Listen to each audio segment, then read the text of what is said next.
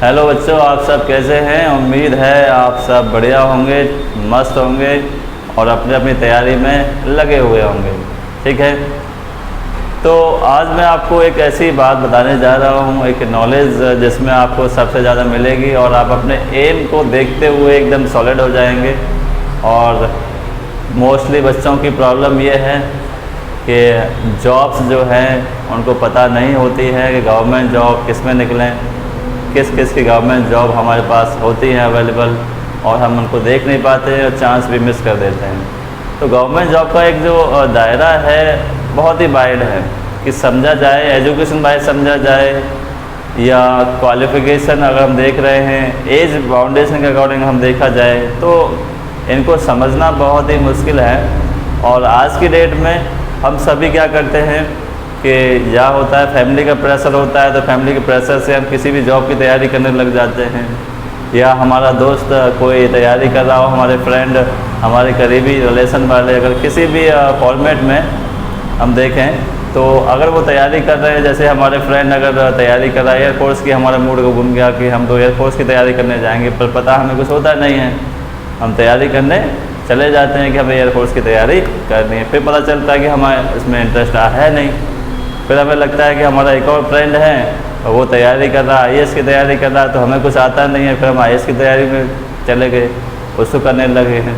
तो कहने का मतलब मेरा ये है कि एक समझ जो होती है गवर्नमेंट जॉब की, कि गवर्नमेंट जॉब कहाँ कहाँ किस किस टाइप में निकलती हैं, भर्ती किस किस टाइप में होती हैं, और एजुकेशन उनमें क्या क्या है, एज बाउंडेशन उनमें क्या क्या है। तो इसके लिए एक डिटेल में हम इसकी चर्चा करने की कोशिश करेंगे। आपको पार्ट में कई पार्टों में इसकी जानकारी हम देंगे, एक साथ हम वीडियो नहीं बनाएंगे कि एक साथ बनाएंगे तो आप बोर हो जाएंगे कि क्या है क्या नहीं है, क्योंकि आलसी बच्चे आज के डेट में ज़्यादा हैं।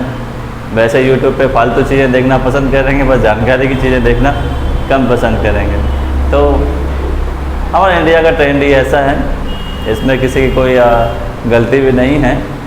तो देखिए, मैं बहुत इम्पोर्टेंट बात कर रहा हूँ, आपको किसी भी प्लेटफॉर्म पे शायद मुश्किल ही ये बात मिलेगी कि हम गवर्नमेंट जॉब्स के बारे में जानें और उसके अनुसार अपनी एजुकेशन कंपेयर करें, और कंपेयर करने के अलावा हमें ये भी पता रहे कि हम किस किस वैकेंसीज में खुद की क्वालिफ़िकेशन के लिए हम उसमें इसको फिट कर सकते हैं, हम कहाँ कहाँ जॉब देख सकते हैं, और 1 ईयर में आप कितने बार अप्लाई कर सकते हैं गवर्नमेंट जॉब के लिए। तो इसके लिए थोड़ा सा फॉर्मेट मैं आपको बता रहा हूँ, तो वो आप समझने की कोशिश करना, बहुत ही अच्छा आपको लगेगा ये मेरा फॉर्मेट। तो सबसे पहले मैं बात करता हूँ, हमें देखना है गवर्नमेंट जॉब, हमें देखना है।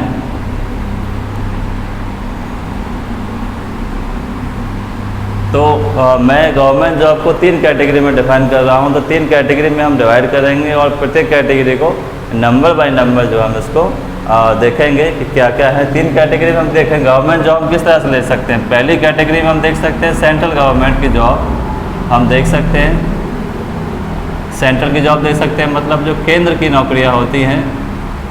और दूसरे हम देख सकते हैं स्टेट जॉब देख सकते हैं, जो राज्य की होती हैं। और तीसरा हम देख सकते हैं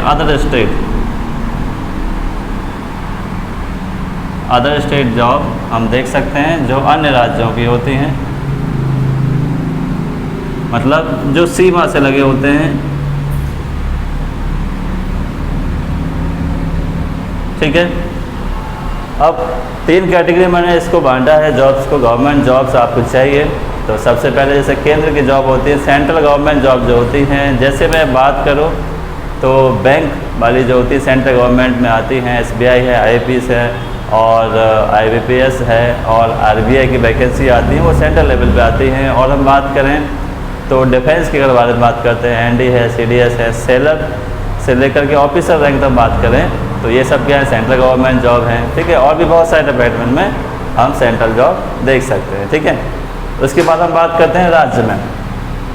तो राज्य में भी काफ़ी वैकेंसीज आती हैं, वो स्टेट पर्टिकुलरली अपने डिपार्टमेंट के निकालता है। जैसे हम बात करते हैं रेवेन्यू वाला हुआ, रेवेन्यू ऑफिसर हुआ, BDO वाला हुआ, लेखपाल हुए, पटवारी जैसे हम बात करते हैं, समीक्षा अधिकारी हम बात करते हैं। हम यूपी में अगर देखें, अपने स्टेट यूपी में देखें तो हमारा यूपी कमीशन है और UPSSC कमीशन है। तो ये अपनी अपनी वैकेंसी अलग अलग निकालती हैं और यूपी में बिजली विभाग के लिए जो होती हैं उसमें भी वैकेंसी मिलती है। तो इस प्रकार जो स्टेट में भी गवर्नमेंट जॉब हैं। तो अब बात करते हैं तीसरे लेवल की बात करते हैं, जो अदर स्टेट के बारे में बात कर सकते हैं। एक स्टेट वाला, हम अदर स्टेट में हम कैसे देख सकते हैं, हम एग्जांपल ले लेते हैं कि यूपी के बारे में बात करते हैं। अदर स्टेट में हमने क्या लिया, हम लोग कहाँ रहते हैं, हम लोग इस यूपी में रहते हैं। तो इससे जैसे राजस्थान लगा हुआ है, MP लगा हुआ है, ठीक है, छत्तीसगढ़ लगा हुआ है और हिमाचल प्रदेश लगा हुआ है, ठीक है, और भी उत्तराखंड लगा हुआ है, बिहार भी है और थोड़ा सा झारखंड भी है, ठीक है। तो ऐसे राज्य लगे हुए हैं अपने यूपी से, तो इनको हम बोलेंगे अदर स्टेट। तो यूपी वाले जो हैं वो अदर स्टेट में कितनी जॉब देख सकते हैं, उनके बारे में भी हम विस्तार से एकदम बताएंगे कि आप गवर्नमेंट जॉब अन्य स्टेट में, अन्य राज्यों में किस तरह से आप देख सकते हैं। ये जानकारी बहुत ही आपके लिए वैल्यूबल होगी, ठीक है, तो इसे समझना है। तो देखें, सबसे पहले हम बात करेंगे इसमें सेंट्रल जॉब की। तो सेंट्रल जॉब में हम देखेंगे कि क्या क्या इसमें है, ठीक है। तो सेंट्रल लेवल पे हम इसको एक्सप्लेन करते हैं, फिर स्टेट लेवल पर करेंगे, फिर अदर स्टेट पर करेंगे, एक एक करके हम इसको समझते हैं। आइए, तो हम बात करते हैं सेंट्रल लेवल पर।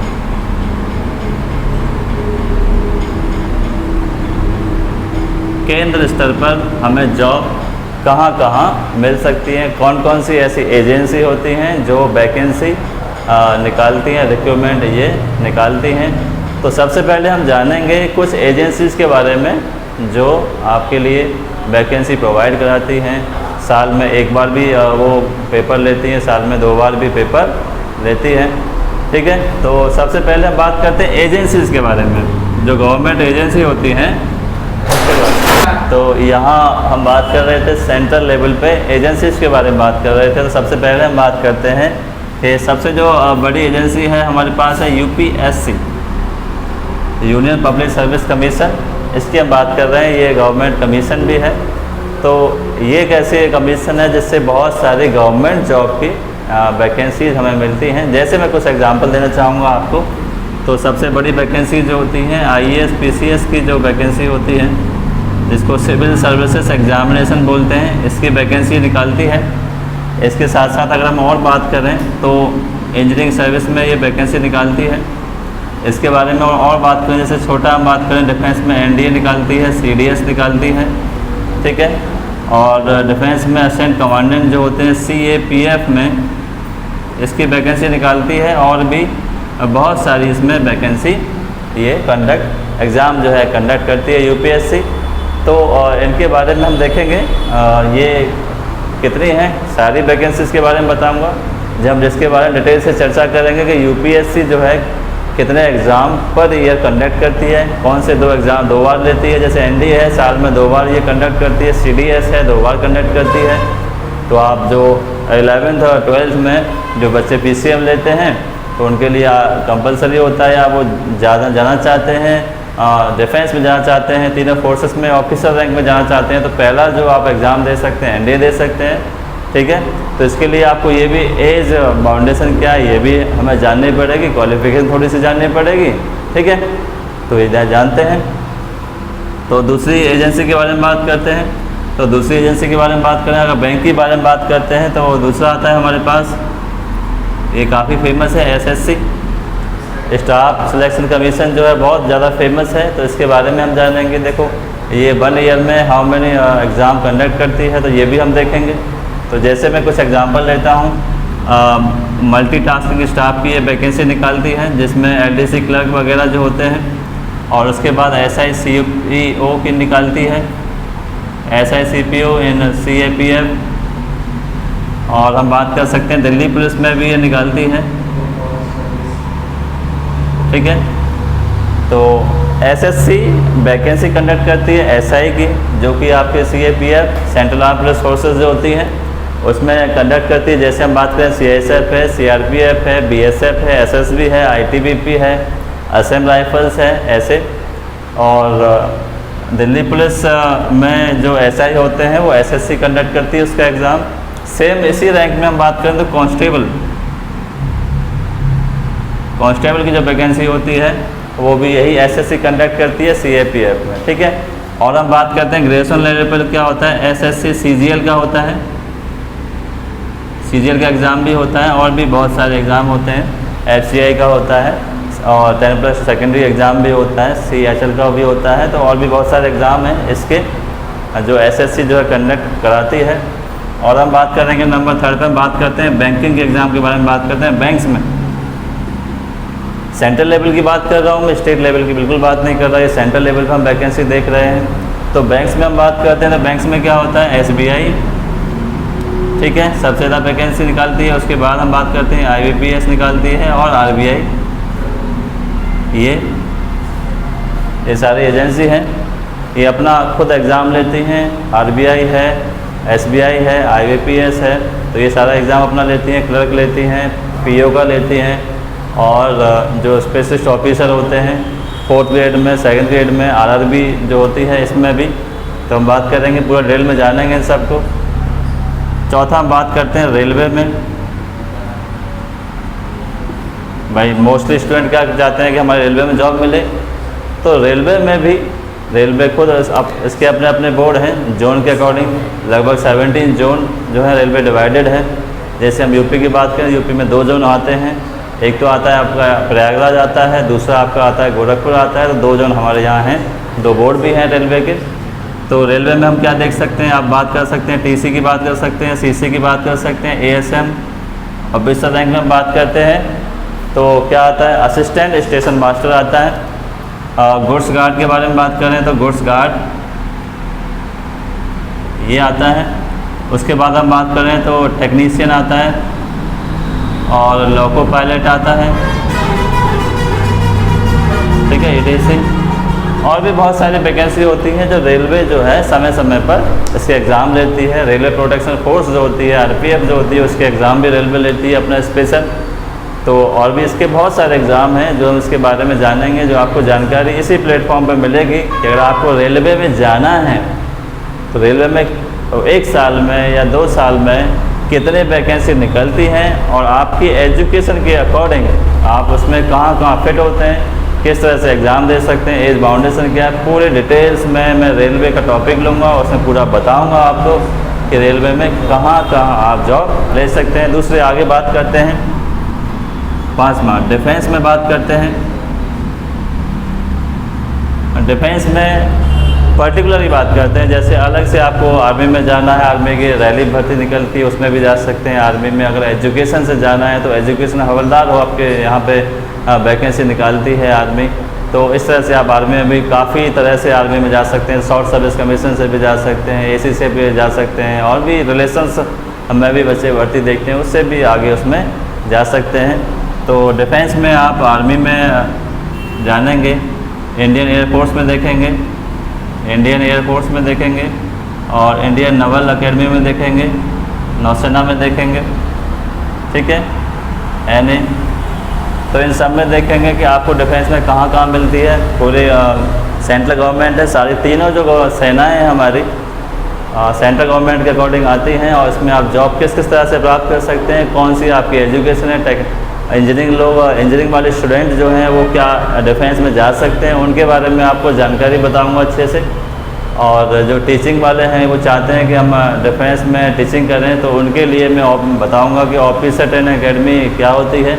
जो बच्चे CDS की तैयारी करते हैं तो वो OTA में जा सकते हैं, जिससे वो वहाँ पर टीचर बन सकते हैं डिफेंस में, ठीक है। अब हम बात करते हैं 6 वाला मेडिकल के लिए। जो भी स्टूडेंट मेडिकल्स की तैयारी करते हैं, B फार्मा करते हैं, D फार्मा करते हैं, और भी बहुत सारी डिग्री हैं, MD है, MBBS है, BDS है, ये सारी जो डिग्री करते हैं उनको जाना है मेडिकल से जाना है, किसी भी गवर्नमेंट जॉब में जाना है तो सेंट्रल गवर्नमेंट में आप डिफेंस में भी जा सकते हैं। और आज की डेट में मेडिकल के जो इतने भी स्टूडेंट हैं वो हर सारे जितने भी फील्ड मैंने बताए हैं सब में वैकेंसी निकलती है मेडिकल वालों की। आपकी इसमें यूपीएससी भी निकालती है, मेडिकल जो प्रोफेसर होते हैं उनकी भी निकालती है, एसएससी में भी निकाली जाती है। बैंक्स में भी मेडिकल के स्टूडेंट चाहिए होते हैं, उनको मेडिकल डॉक्टर उनको चाहिए होते हैं, और रेलवे में भी चाहिए होते हैं। तो जितना मैं बता रहा हूँ कि मेडिकल में ज़्यादा डिमांड आपकी ज़्यादा है। तो इसमें ऑल सेक्टर में आप जा सकते हैं। इसके बारे में भी डिटेल से हम चर्चा करेंगे। तो इसके बाद हम बात करते हैं टीचिंग लाइन में, हम बात करते हैं 7th वाला टीचिंग, ठीक है। तो टीचिंग में हमारे पास गवर्नमेंट, सेंट्रल गवर्नमेंट में कहाँ कहाँ देख सकते हैं। तो सबसे पहले हम देख सकते हैं एनबीएस और केबीएस। एक तो केंद्रीय विद्यालय वाला होता है, एक नवोदय विद्यालय वाला होता है, नवोदय जवाहर वाला जो विद्यालय है वो वाला। तो इन दोनों में सेंट्रल लेवल पे टीजीटी, पीजीटी और प्राइमरी सेक्शन में वैकेंसी निकाली जाती है, जिससे आप टीचिंग लाइन में इनमें जा सकते हैं। तो टीचिंग लाइन के लिए आपके पास सेंट्रल गवर्नमेंट की जॉब है, केबीएस में भी है और आपके पास एनबीएस में भी है। इसके बाद अगर आप यूनिवर्सिटीज़ में जाना चाहते हैं तो यूनिवर्सिटी में आपके पास लेक्चरर भी है, प्रोफेसर भी है और असिस्टेंट प्रोफेसर, ठीक है। आगे इसमें जा सकते हैं, पर इसके लिए क्वालिफ़िकेशन आपके लिए जानना ज़रूरी है। तो इस पर हम एक अच्छे से वीडियो बनाएंगे कि जो टीचिंग प्रोफेशन में आगे जाना चाहते हैं, जैसे सेंट्रल यूनिवर्सिटी है, बीएचयू है या दिल्ली यूनिवर्सिटी है, तो ये सारी सेंट्रल यूनिवर्सिटी, और भी बहुत सारी सेंट्रल यूनिवर्सिटी हैं, जैसे अलीगढ़ मुस्लिम यूनिवर्सिटी है, तो ये सब सेंट्रल यूनिवर्सिटी है। इनमें अगर आपकी जॉब लगती है अकॉर्डिंग टू पोस्ट, लेक्चरर है, असिस्टेंट प्रोफेसर है, जो आपके पास अगर डिग्री है लेक्चरर के लिए, नेट अगर आपके पास है और पीएचडी आपके पास है, तो आप इन आगे जा सकते हैं, सेंट्रल यूनिवर्सिटी में जा सकते हैं और जॉब ले सकते हैं, ठीक है। तो ये बहुत सारी वैकेंसी हम इसमें देख सकते हैं, और भी बहुत सारी वैकेंसी हैं जो एजेंसीज वाइज आप इसको देख सकते हैं। और भी एक है एनटीए एजेंसी है, नेशनल टेस्टिंग एजेंसी है, जो कि आपको नीट का एग्ज़ाम कराती है और ये नेट का भी एग्ज़ाम कंडक्ट करती है, और भी बहुत सारे एग्ज़ाम कंडक्ट करती है, गवर्नमेंट एग्ज़ाम। तो ये आपको बहुत सारे वैकेंसी दे सकती है। तो मैंने आपको बताया कि थोड़ा सा एक नज़रिया, पॉइंट ऑफ व्यू आपको दिया कि अगर हम एक साल में ये जॉब देख सकते हैं, बहुत सारी जॉब। अभी तो मैंने आपको केंद्र की बताई है, सेंट्रल लेवल से आपको जॉब एक्सप्लेन की है, कुछ मुख्य एजेंसियों के बारे में बताया है, मुख्य आयोग के बारे में बताया है। तो हम जब डिटेल से चर्चा करेंगे इनके बारे में, जैसे यूपीएससी है, यूपीएससी एक साल में कितने जो हैं एग्ज़ाम कंडक्ट कराती है, तो उसमें आपको जानकारी मिलेगी कि आपकी एज, क्वालिफ़िकेशन और आप कितने उसमें एबल हैं, कितने नहीं हैं, किस तरह से आप उसको देख सकते हैं, कितनी बार आप भर सकते हैं। तो ये आपको पूरी जानकारी इसमें आगे नेक्स्ट वीडियो में आपको मिलेगी, पर्टिकुलर मिलेगी, एजेंसीज वाइज मिलेगी, पूरी एजेंसी कितना निकालती हैं, कितना नहीं निकालती हैं, ठीक है। उम्मीद करता हूँ आपको ये मेरे पार्ट्स जो हैं वीडियो के बहुत ही अच्छे लगेंगे और आपकी जो समझ है गवर्नमेंट जॉब के बारे में वो अच्छे से डेवलप होगी। तो आगे हम बात करेंगे इसमें सेंट्रल लेवल में सारी पूरी एक्सप्लेन करेंगे, फिर स्टेट लेवल में एक्सप्लेन करेंगे और फिर अदर स्टेट में आप कौन सी जॉब देख सकते हैं वो हम एक्सप्लेन करेंगे।